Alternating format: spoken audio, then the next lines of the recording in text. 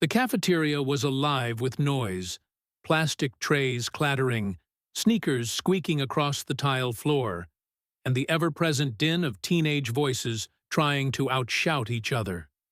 But above it all, one voice rang out, sharp and mocking. "Dude, is that a thrift store jacket? Or did you crawl out of 1984? The laughter that followed bounced off the walls like a cruel echo, spreading from table to table like a ripple of ridicule. Miles Parker didn't flinch. At 16, he'd learned the hard way how to survive without reacting. Make yourself small, stay quiet, disappear. His frame was thin, almost delicate, with sloped shoulders that carried more weight than they should. His pale skin and downcast eyes gave the impression of someone who never expected to be seen and never asked to be. He had become a regular target. But today, the reason was new. His jacket. It hung awkwardly on him, too broad in the shoulders, too long in the sleeves, military green, worn down by time and weather. The cuffs were frayed, the fabric faded and threadbare in places. A barely legible name tag hovered above the left pocket. And on the shoulder, a strange red and gold patch clung for dear life. He wore it every Friday, always the same way, always with quiet reverence. And every Friday, someone laughed. "Bet he found that thing in a dumpster," someone sneered from behind. "Smells like mothballs and sad." More laughter. Miles said nothing. Instead, his fingers moved instinctively toward the patch on the shoulder. It was loose at the edges, the embroidery almost worn away, but he touched it like it was made of gold. Because to him, it was. They didn't know. They never asked. To them, it was just a weird jacket on a weird kid. But to Miles, it meant something more. Something they couldn't begin to understand. It was the last thing he had of his grandfather. That jacket was history, family, blood, and it carried a story no one else seemed to care about. Until now. The gymnasium lights buzzed faintly overhead, flickering just enough to be annoying as students filed into the bleachers row by row.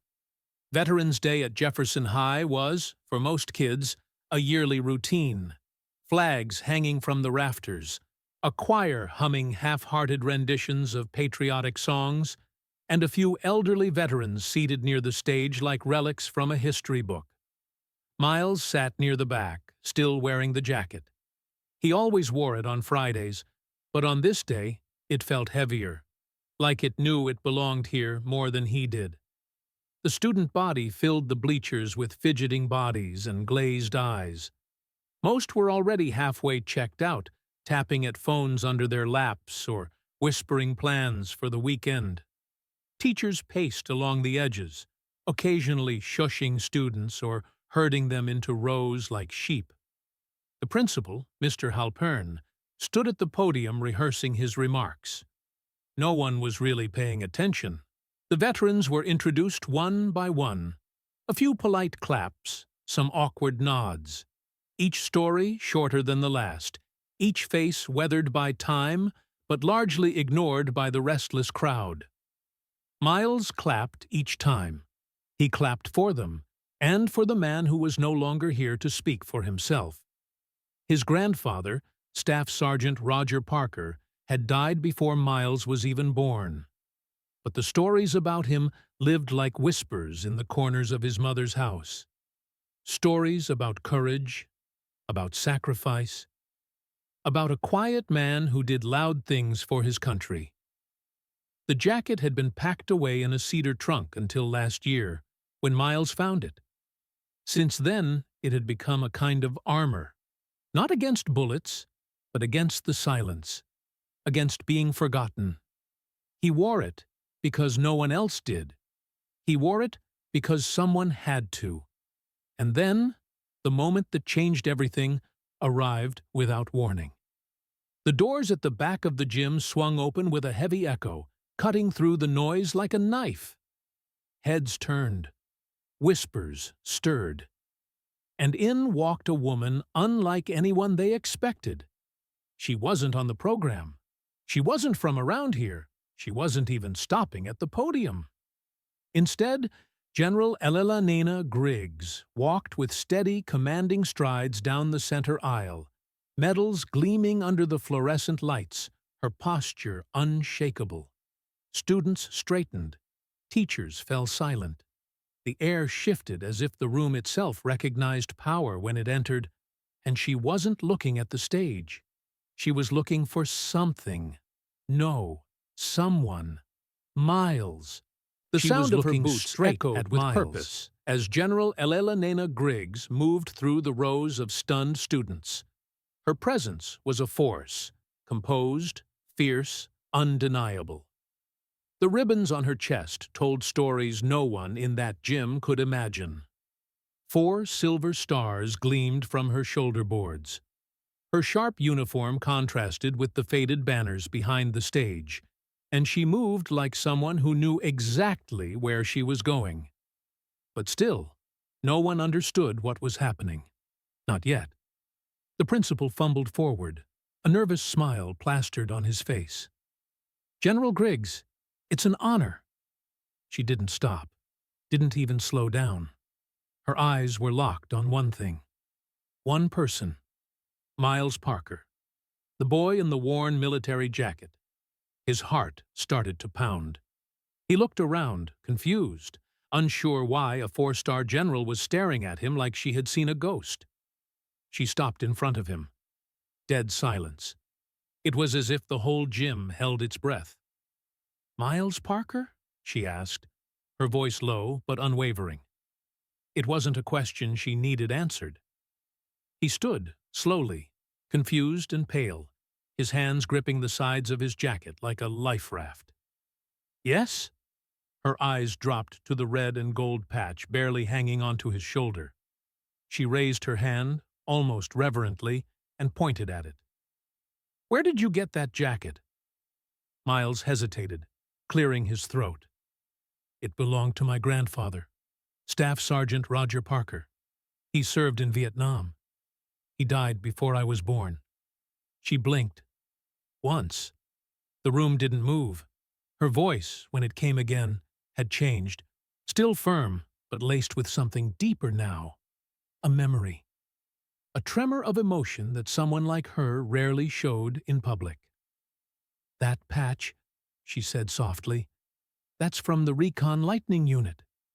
She touched it gently, like it was something sacred. "I haven't seen one in decades." A new kind of silence fell. One of realization, of importance, of awe. She stood straighter, looked him in the eyes, and added, "It was awarded to only a handful of soldiers. Your grandfather must have been one of them." The students around them, who had been laughing just minutes earlier, now sat frozen in place, faces wide-eyed, jaws slack. The quiet kid in the thrift store jacket. Suddenly, he wasn't so invisible anymore. General Griggs didn't look away from Miles. Her eyes were locked onto his like she was seeing someone long lost, or maybe seeing a ghost from her past come to life in the eyes of a boy who barely understood what he carried. She turned slowly to face the rest of the gymnasium. Her voice rose, not with anger, but with reverence, authority, memory. "That patch," she said, pointing once more to Miles's shoulder, "signifies one of the most dangerous reconnaissance units of the Vietnam War." The words rang out, carried by the hush that had fallen across the gym. "Recon Lightning," she said clearly, "was a volunteer unit, a brotherhood. 32 men went into the Battle of Dak To." She paused, a breath. "Only 6 made it out." Gasps. Audible now. One teacher covered her mouth. Students leaned forward. The history they'd ignored for years was suddenly real, and sitting in the third row in a tattered green jacket. General Griggs continued. They were tasked with going behind enemy lines, retrieving intel, rescuing wounded, calling airstrikes in the dark. missions so dangerous that most soldiers refused them. She glanced at Miles again. Your grandfather was one of the few who stepped forward when others stepped back. Miles felt his throat tighten. I know his name, she added. That stopped him cold. You knew him? She nodded. I more than knew him. I trained under him. I was a green private, terrified, in over my head. He taught me how to survive. The room was utterly still now. I remember the way he never raised his voice, never panicked, even when bullets were flying. He had this calm, like he'd already made peace with whatever came. She smiled, just slightly. He pulled me out of a downed vehicle under enemy fire, refused to be airlifted until every man was accounted for. He saved lives. My life. Miles stood frozen, barely breathing. All he'd ever known were stories whispered in quiet corners, from his mother, from old photos, from dusty medals tucked into drawers. But here was a living, breathing legend, telling him that his grandfather had not only mattered, he had inspired greatness. And suddenly, the jacket didn't seem too big anymore. General Griggs turned to face the crowd fully now. Her voice filled the gym, calm but commanding, every word deliberate. Staff Sergeant Roger Parker was a legend, she said. He didn't chase glory. He didn't ask for medals. He led with grit, with loyalty, and with an unshakable sense of duty. She let the words hang there, letting them echo into the silence that now felt almost sacred. He didn't just fight bravely. He changed the people around him. I was one of them. The students stared, stunned into stillness. Phones hung forgotten in hands. Even the teachers seemed frozen, eyes wide, posture stiff. Miles stood awkwardly, still unsure what to do with his hands or his face, or the fact that the most decorated person most of these people would ever see was now talking about him. Well, not him, his jacket, his grandfather, the memory of a man he'd never met, whose blood somehow still lived in him. General Griggs turned back to him, and then something happened that no one expected. She stood tall, placed her right hand to her brow, and delivered a sharp, dignified salute. A 4-star general, saluting a teenage boy. The gesture was crisp, intentional, deeply respectful. Miles blinked in disbelief. He had never been saluted before, never imagined he would be. His lips parted, breath caught in his chest. For a moment, he couldn't move. Then, he stood straighter than he ever had in his life. Shoulders back, spine straight, eyes forward. He raised his hand and returned the salute, though it trembled slightly as he did. His fingers weren't used to such ceremony, but his heart understood it perfectly. There was a long silence. And then it happened. First, the veterans near the stage began to rise, slowly but deliberately. One by one. Some leaned on canes, some struggled with stiff backs, but they stood nonetheless. Then the teachers, then the front row of students, then the middle rows, then the entire gym. A thunderous applause broke out, not for the general, but for him, for the quiet boy in the military jacket. It started with one clap, then another, and then the gym was roaring.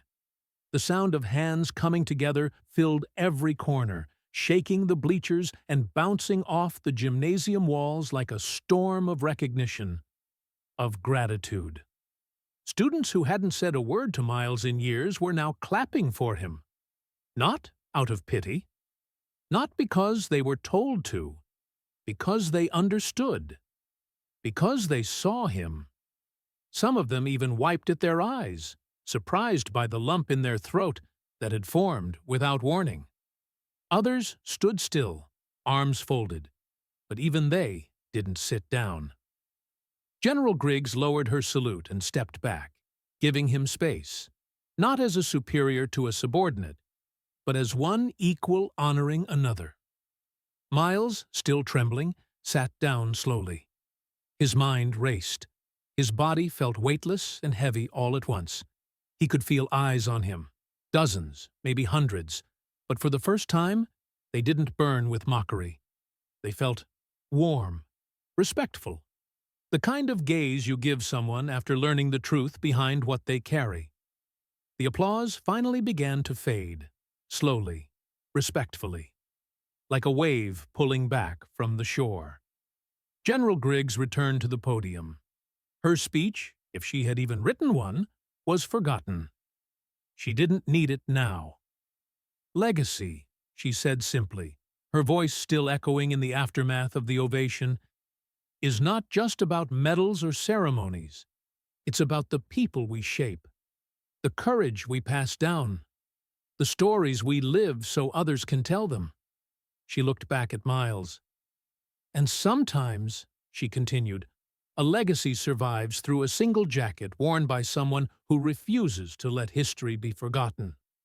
Silence again, but a reverent one. She gave one final nod and stepped off the stage. No one tried to stop her for a photo or a handshake. They simply let her go. Because the moment wasn't hers anymore. It belonged to Miles. The bell rang 15 minutes later, signaling the end of the assembly. But no one moved right away. It was as if the energy in the gym had frozen time. Students still seated, teachers whispering to each other, veterans exchanging long, knowing glances. Eventually, the crowd began to stir. But something had changed. As Miles walked toward the exit, his jacket still draped over his shoulders, the hallway didn't erupt in laughter like it usually did. No mocking voices, no 1984 jokes, no whispers about mothballs. Instead, they parted for him. Not dramatically, not like a movie, but in the subtle, quiet way people do when they finally understand that someone among them had been carrying something sacred all along. A few students nodded at him. Some lowered their eyes as he passed, ashamed, maybe, that they'd ever pointed or laughed or called it garbage. One kid even said, "Hey, cool jacket," before quickly looking away, embarrassed by how late the compliment came. Miles didn't speak much. He just kept walking. But something in his chest was different. The jacket didn't feel heavy anymore. It felt right. It fit. Not because he had grown into it physically, but because he now understood how much of his grandfather's courage had somehow lived in him all along. Quiet. Patient. Waiting for this very moment. He stopped at his locker. For the first time in a long while, he stood up straight while spinning the dial. No slouching, no hunching his shoulders to disappear. He didn't need to hide anymore, because now people saw more than a boy in an old coat. They saw the story behind the stitching, the bloodline behind the fray, the legacy behind the silence. The afternoon sun slanted through the cafeteria windows as students returned to their routines, talking, scrolling, laughing, but something subtle had shifted. The jokes weren't there. No one sneered at Miles when he entered the lunchroom. They looked, yes, but not the way they used to. There was something softer in their glances now, something close to respect, or maybe regret. Miles sat at his usual table near the back, alone, like always. But for the first time, the loneliness didn't sting. It felt peaceful. He looked down at the jacket. His fingers traced the edge of the red and gold patch, the same way they always had. But now, it felt like he was touching something living, a heartbeat stitched into the fabric, a story that had finally found its voice. He didn't notice the woman until she sat across from him. General Griggs. She had slipped in unnoticed, no fanfare, no spotlight, just her and a tray with black coffee. "I figured you'd be here," she said, folding her hands neatly. Miles sat up, his voice small. "Thank you for what you said, for everything." She looked at him for a long moment. Then, "You didn't know any of that, did you?" "No," he admitted. "Not really. My mom didn't talk much about him. She said it was too hard." Griggs nodded, her expression unreadable. "It usually is. War doesn't just wound soldiers. It leaves silence in families." They sat quietly for a moment, the buzz of the cafeteria distant and unimportant. "He was a giant to us," she said finally. "Not just because of what he did, but because of how he did it. Calm, selfless, always thinking about the others before himself. He never wore rank like a weapon. He led with presence." Miles lowered his eyes. "I'm not like him." "You don't have to be like him," she said gently. "You just have to carry him, and you already are." He looked up at her. "I wore the jacket because I wanted to feel close to him," he whispered, "even if people made fun of me." "They didn't understand," she replied. "Not until today. But now they do." She leaned forward slightly. "And so do you." He nodded slowly. Because it was true. The jacket hadn't changed. He had. The rest of the school day passed in a strange sort of calm. No whispers, no side eyes, no cruel chuckles. It was as if the mocking had evaporated, burned off by the truth revealed that morning.